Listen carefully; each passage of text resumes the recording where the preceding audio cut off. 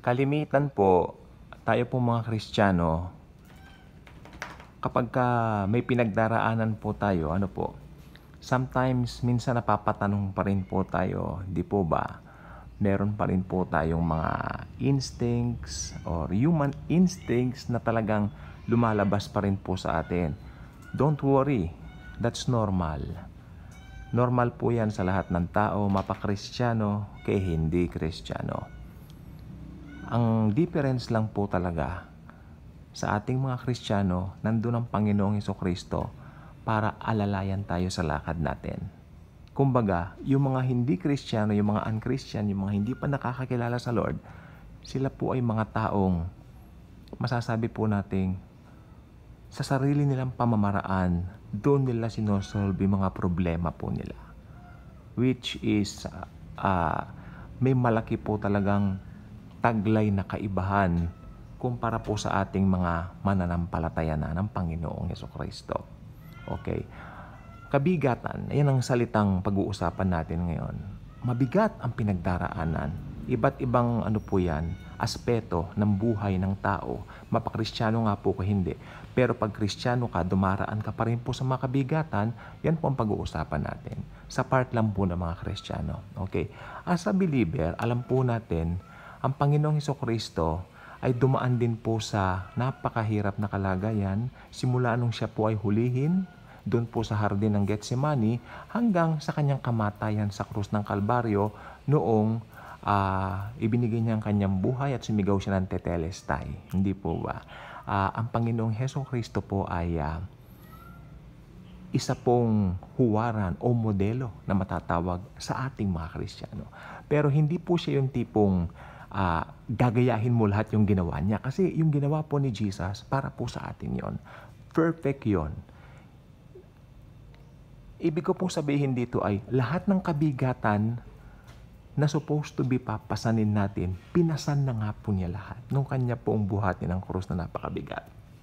Ganyan po mag-torture ang mga Romano during that time kasi talagang gusto po ng mga Romano to the point or to the extent na talagang maranasan mo yung bigat ng kanilang parusa. Akalain mo, papatayin ka na nga doon sa lugar na pagpapatayan sa'yo, papako ka na nga doon sa krus ng Kalbaryo, doon sa lugar na yon. Ang gusto nila, yung pagpapakuan sa'yo, buhatin mo pa. Well, ang ganyan pong pamamaraan ng kamatayan ay nahulaan na po bago pa po maimbento mismo ang crucifixion. Hindi po alam ni King David kung ano ang crucifixion, pero ang tungkol po sa crucifixion ay naisulat din po ni Isaiah at ni David.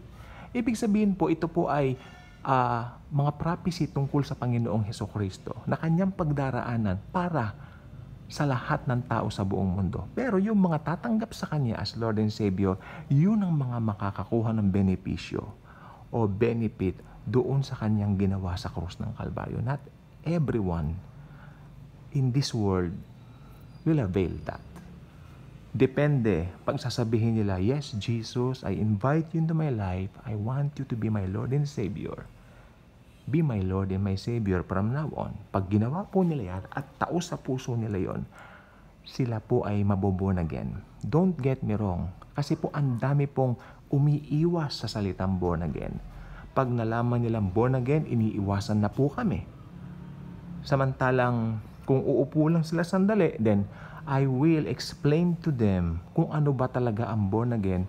Matatanggal yung kanilang mga maling kaisipan tungkol po rito. Napakaganda po. Nagkaroon tayo ng muling kapanganakan. Sapagkat tayo po ay pinanganak bilang mga makasalanan.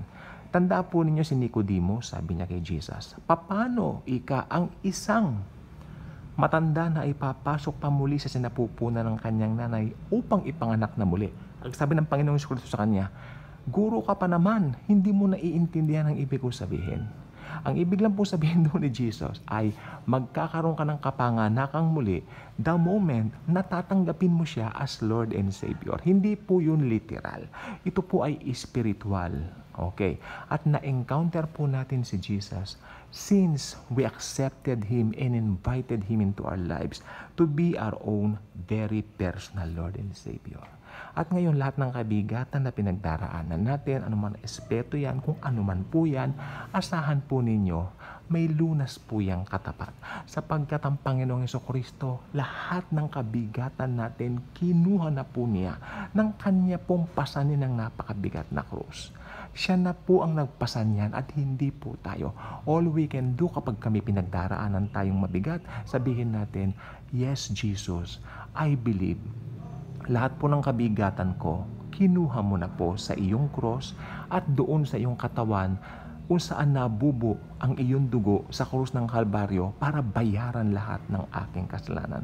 Kaibigan, pag ginawa mo yan, pag nagdesisyon ka na kay Jesus ngayon, I believe, maliligtas ka, magkakaroon ka ng buhay na walang hanggan. Buhay na walang hanggan na kailanman hindi na mawawala sa iyo. You have that power. Ang power na binabanggit yan, ang salin po niyan sa Grego ay dunamis. Ibig sabihin, kapangyarihan sa lahat ng kapangyarihan. Wherein you will have the kind of life, eternal life. Yung life po dyan, ang salin po niyan sa Grego ay Zoe. Ibig sabihin, Zoe life. You have that quality life na tanging ang Panginoong Jesus lang ang makapagbibigay sa iyo. Gusto mo bang tanggapin si Jesus ngayon? Kung nais mo siyang tanggapin, hayaan mong pangunahan ko kayo sa maikling panalangin. Lord Jesus, alam ko po makasalanan po ako. Ako po ay ipinanganak na merong Adamic nature. Pero Lord Jesus, mahal na mahal mo po ako, kaya namatay ka sa cross para sa akin. Panginoong Jesus, I invite you into my life right now. Be the Lord and the Savior of my life. Be the driver and the pilot of my life from now on. Please, Lord Jesus, forgive me for all my sins, past, present, and future. Holy Spirit, tatakan mo po ako ng selyo ng iyong ownership from now on. God the Father, I know you are embracing me right now.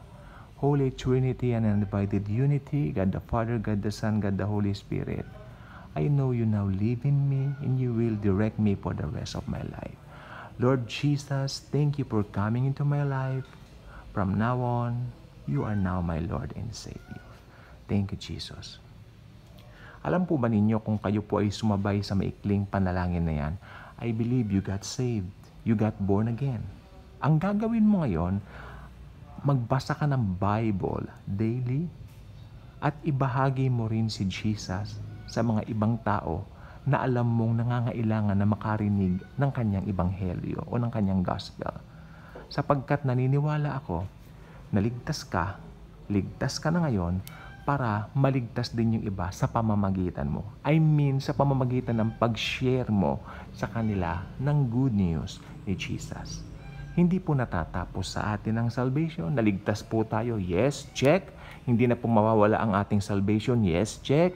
Forever and ever, kapiling na tayo ni Jesus. Yes, check. Pero paano naman po yung mga kamag-anak niyong unsaved? Yung mga kamag-anak natin na hindi pa nakakarinig ng gospel ni Jesus. Well, we have to tell them the real gospel. And the gospel is, Jesus died for the sins of humanity para lahat ng maniniwala sa Kanya ay magkakaroon ng buhay na walang hanggan. Kaya kung hindi ka pa nakasubscribe sa ating channel, I invite you to do so. Click the notification bell, share the wonderful love and grace of Jesus. At tandaan mo, kung tumanggap ka kay Jesus ngayon, congratulations. You have now eternal life. Okay? You have now this kind of eternal life, the eternal life na pinangako ni Jesus sa John 3:16. Thank you, and Jesus truly loves us all.